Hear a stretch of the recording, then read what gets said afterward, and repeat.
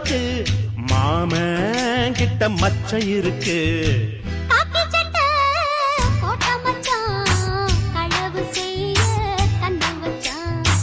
கண்ணம் வைக்க பந்தம் மச்சான் கண்ணத்துல கண்ணம் வச்சான்.